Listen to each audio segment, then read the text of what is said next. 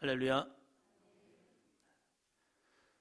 하나님의 은혜와 능력과 구원이 2월 한 달 동안도 여러분과 함께 하시기를 주의 이름으로 축원합니다. 2월 한 달도 주님이 주신 힘과 능력으로 승리하는 삶이 되시길 바랍니다.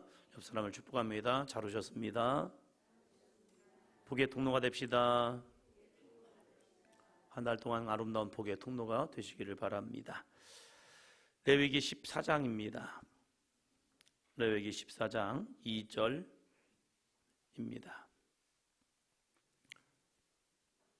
나병 환자가 정결하게 되는 날의 규례는 이러하니 곧 그 사람을 제사장에게로 데려갈 것이요. 아멘. 나병 환자가 부정하게 되었다 판결받는 것은 제사장입니다. 그러면 이제 당신 정합니다, 정결케 되었습니다 라고 판결할 사람도 제사장이라는 겁니다. 나 혼자 그냥 나 다 나았어, 나 됐어 라고 하는 것이 아니라 자기가 깨끗하게 되었다면, 이제 병이 나았다면 이 병 나은 것을 제사장에게 가서 보여서 이제 당신 정결합니다 라고 판결을 받아야 한다는 겁니다. 신앙생활은 처음부터 끝까지 하나님의 거룩한 말씀 안에 순종하는 겁니다. 내 생각대로 내 마음대로 나 이렇게 됐어, 나 저렇게 됐어, 이게 아니라는 거예요. 말씀 앞에 나 자신을 내어놓고 하나님의 말씀이 나에게 어떻게 말씀하는가, 이 부분을 찾아가는 것이 신앙생활입니다. 이제 조금 알지요. 신앙생활 조금 알면은 내 생각이 앞서는 경우가 참 많아요. 이 정도면 괜찮겠지, 뭐 이렇게 해도 괜찮겠지라는 그런 생각들을 많이 합니다. 내 생각이 앞서는 것이 아니라 하나님의 말씀에 순종할 수 있는 믿음의 삶, 이것이 신앙생활이란 겁니다. 정결하게 되었습니다. 그럼 어떻게 합니까? 3절입니다. 제사장은 진영에서 나가 진찰할지니 그 환자에게 있던 나병 환부가 나았으면, 제사장은 진영 밖으로 나갑니다. 이 나병 환자가 깨끗하게 된 것 같지만 그가 진영으로 들어오는 것이 아니라 내가 이제 나았습니다 라는 소식을 제사장에 들려지면 제사장은 진영 밖으로 나가는 거예요. 먼저 그의 자리로 갑니다. 그래서 진찰합니다. 그리고 환자에게 있던 나병 이제 환부가 나았으면 이제 당신 됐습니다, 들어갑시다, 이게 아니라는 거예요. 그냥 들어가지 못합니다. 어떻게 합니까? 4절입니다. 제사장은 그 정결함을 받을 자를 위하여 명령하여 살아있는 정결한 새 2마리와 백향목과 홍색 실과 우슬초를 가져오게 하고. 아멘. 정결함을 받을 자를 위하여 명령하는 겁니다. 명령. 이것은 해도 되고 안 해도 되는 것이 아니라 반드시 해야 할 것이라는 겁니다. 정결하게 받았다면, 내가 이제 죄에서 깨끗함을 입었다면, 부정에서 이제 정함으로 바뀌었다면, 그냥 오는 것이 아니라 정결하게 한 정결한 새 2마리와 백향목과 홍색 실과 우슬초를 가져와서 이제 하나님 앞에 희생 제물을 드리고 하나님 앞에 감사 제사를 드리고 이 사람이 이제 깨끗함을 입은 후에 들어올 수 있습니다. 그냥 들어오지 않습니다. 또 7일 동안 머물게 됩니다. 내가 깨끗함을 입었다고 그냥 들어오는 것이 아니라 7일 동안 머물면서 내가 진짜 깨끗하게 되었는지 그 기간이 필요하다는 겁니다. 그 사람은 또 이제 정결의식을 끝났다고 들어온 게 아니에요. 8절입니다. 정결함을 받는 자는 그의 옷을 빨고 모든 털을 밀고 물로 몸을 씻을 것이라. 그리하면 정하리니 그 후에 진영에 들어올 것이나 자기 장막 밖에 이래를 머물 것이요. 이래 동안 자기 장막 밖에 머뭅니다. 그리고 옷을 빨고 털을 밀고 몸을 물로 씻습니다. 이것을 8일째도 반복합니다. 그래서 나는 깨끗함을 입었습니다, 나는 깨끗함을 입었습니다 하면서 하는 겁니다.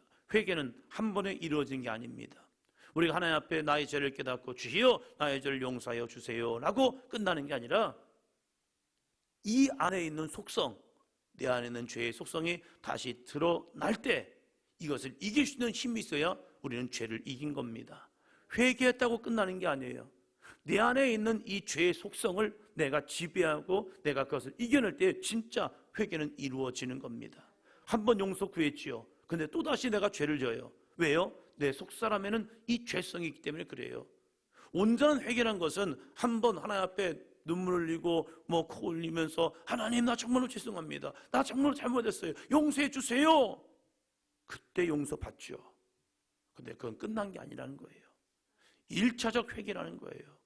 마치 정결한 의식을 통해서 처음 하나님 앞에 나가서 나 이제 깨끗함을 입었으니까 제사장님 보세요. 나 이제 나 씻음 받았지요. 그래 너 씻음 받았네. 근데 거기서 끝나는 것이 아니라 하나님 앞에 감사 제사를 드리고 이제 몸을 씻고 옷을 씻고 그리고 털을 밀고 나서 내가 새로운 사람으로 처음 사람으로 거듭난 것처럼 나아갑니다. 그리고 7일 동안 머물고 있다가 진짜 내가 깨끗함을 입었으면 그때 사랑하는 가족들에게 나아갑니다. 나의 진영으로 들어갑니다. 그리고 이제 그들과 함께 하시는 거예요. 그것이 온전한 회개의 모습이라는 겁니다. 회개 쉽지 않습니다. 한번 고백했다고 끝나는 게 아니라 내 속사람에 있는 그 죄까지 끊어낼 때 이것이 온전한 회개라는 거예요. 우리는 속아요. 사단이 주는 말에 속아요. 너 회개했으니까 끝난 거야. 됐어. 아니요. 회개라는 것은 하나님 앞에 감사 제사를 드릴 수 있는 모습까지, 그리고 내 속사람이 완전히 거듭남의 모습에 이를 때까지 회개는 지속되어야 합니다. 그래야 그것을 이겨내는 거예요.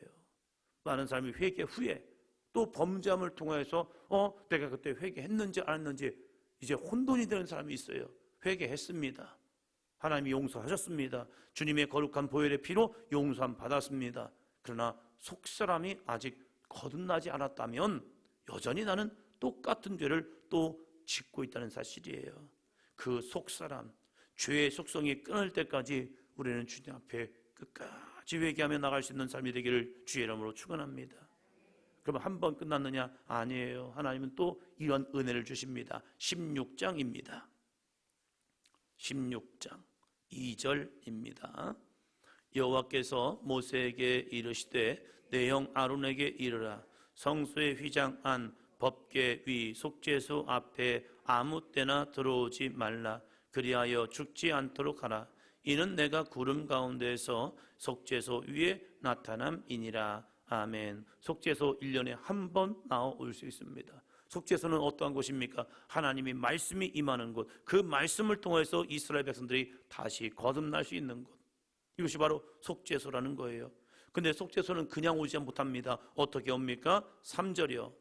아론이 성소에 들어오려면 수송아지를 속죄 제물로 삼고 순양을 번제로 삼고, 숫송아지를 속죄 제물로 삼고 순양을 번제물로 삼아서 성소 안에 들어옵니다.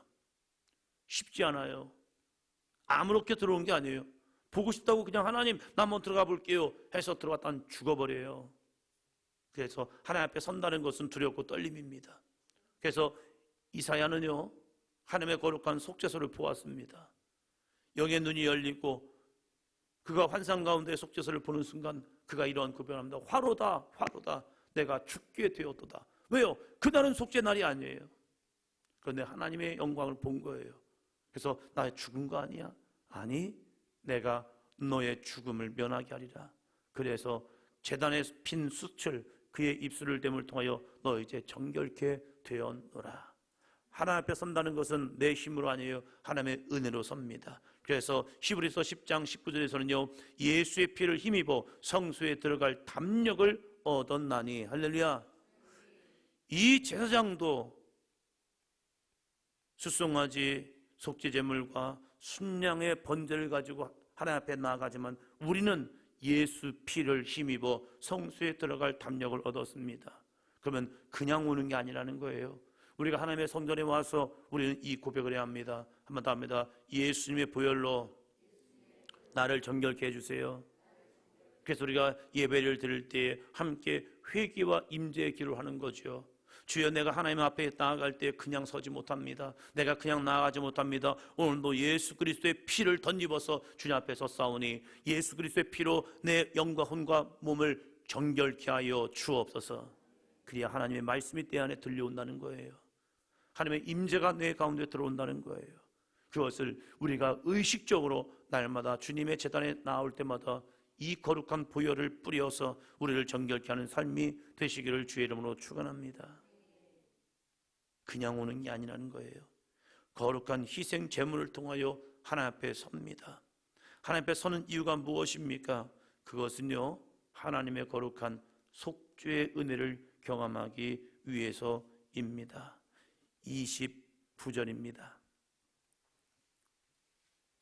너희는 영원히 이 규례를 지킬지니라. 일곱째 달 곧 그 달 10일에 너희는 스스로 괴롭게 하고 아무 일도 하지 말되 본토이든지 너희 중에 거류하는 거류민이든지 그리하라. 아멘. 7월 10일, 우리 날짜가 아니라 유대력으로 7월 10일, 그때 너희는 스스로 괴롭게 하고 아무 일도 하지 말되. 스스로 괴롭게 하는 것, 그들을 스스로 괴롭히는 것, 이것을 금식의 한 표현입니다. 금식을 통하여 스스로를 괴롭게 하는 겁니다. 먹어야 하는데, 뭔가 마셔야 하는데 먹지 아니하고 마시지 아니함을 통해 스스로를 괴롭게 하는 것, 힘들게 하는 것, 어렵게 하는 것, 이 거룩한 금식을 통하고 아무 일도 하지 않고 오직 하나님의 거룩한 은혜, 속죄 은혜만이 내게 임하게 하여 주옵소서라고 기도하면서 이 속죄일을 지냅니다. 이 속죄일이 어떻게 됩니까? 30절이요. 이날에 너희를 위하여 속죄하여 너희를 정결하게 하리니 너희의 모든 죄에서 너희가 여호와 앞에 정결하리라. 아멘. 여호와 앞에서 정결하리라. 뭐가요? 너희 모든 죄에서. 그래서 이스라엘 백성들은 그 은혜를 그냥 받지 않았습니다. 내가 하나님 앞에 죄사함을 받는 이 거룩한 날, 그냥 분주하게 있다가 그날을 보내는 것이 아니라 하루를 쉬면서 아무 일도 하지 아니하고 이날에 하나님의 거룩한 은혜가 임함을 사모하며 나의 모든 죄가 사함을 믿으며 그들은 금식하면서 그 하루를 온전히 하나님의 은혜만을 묵상하며 하나님 나에게 은혜를 베푸소서, 나에게 은혜를 베푸소서, 나에게 은혜를 베푸소서, 내가 하나님이 주시는 은혜를 통하여 내가 새 사람 되기를 원합니다. 할렐루야.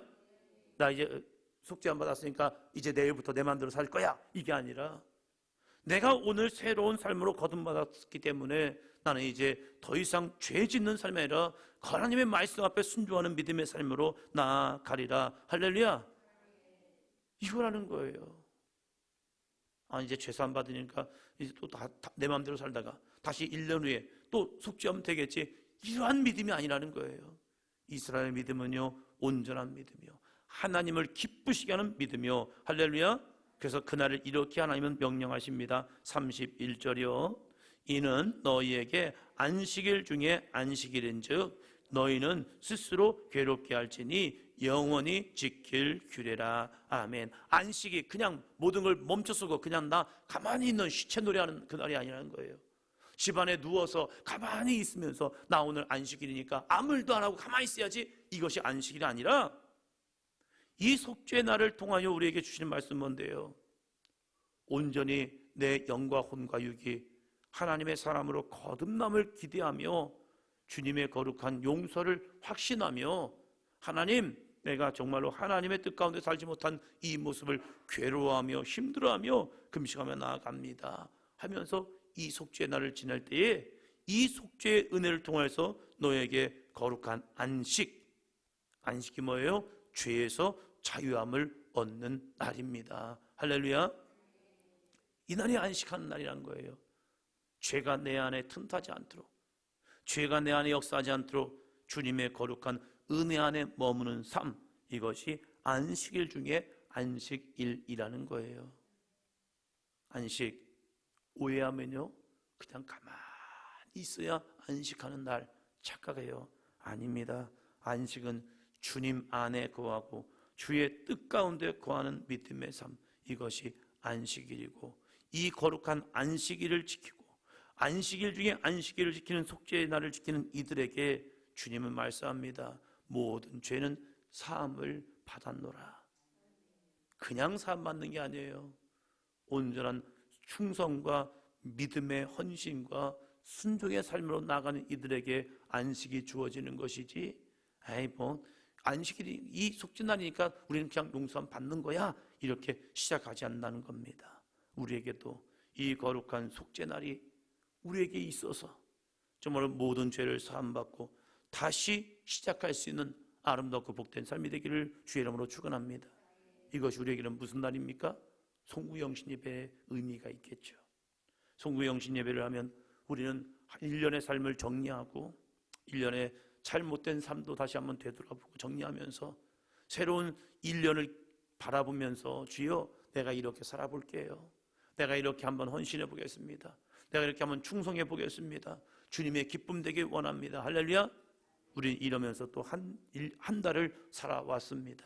또 2월이 시작됩니다. 2월이 시작되면서 다시 한번 영적 결단이 있기를 주의 이름으로 축원합니다. 특별히 2월은 또 명절이 있잖아요. 우리가 이 명절을 또 준비하면서 그냥 일가 친척과 만나는 시간으로 끝나지 말고 이 명절을 통하여 예수 그리스도의 복음이 다시 한번 증거되는 삶이 되어서 주의 약속의 말씀이요 주 예수를 믿으라 그러면 너와 내 집이 구원을 받으리라. 할렐루야. 감사합니다. 주 예수를 믿으라 그리하면 너와 내 집이 구원을 얻으리라. 할렐루야. 이 귀한 약속의 말씀을 믿고 의지하고 다시 한번 그 말씀을 가지고 선포하며 나가는 삶이 되기를 주의 이름으로 축원합니다. 한 번 했다고 안 될 수 있죠. 그러나 또 하고 또 하고 또 합니다. 저희 아버지께서 교회를 안 다닐 때 이 약속의 말씀을 마음에 새기고 선포하기 시작했습니다. 주 예수를 믿으라 그러면 너와 내 집이 구원을 얻으리라. 주 예수를 믿으라 그러면 너와 내 집이 구원을 얻으리라. 제사는 우리 집을 향하여 선포했습니다. 주 예수를 믿으라 그러면 너와 내 집이 구원을 얻으리라. 아버지가 교회를 다니시고 제사가 끝나고 이제는 추도 예배로 나아가고 이제는 하나님의 은혜가 있는 거룩한 집안이 됩니다. 한 번 했다고 안 될 수 있죠. 내가 포기하는 것이 아니라 내가 믿음을 가지고 이 거룩한 속죄의 날이 우리의 가정 가운데 가문 가운데 선포될 수 있는 귀한 은혜가 있기를 주의 이름으로 축원합니다.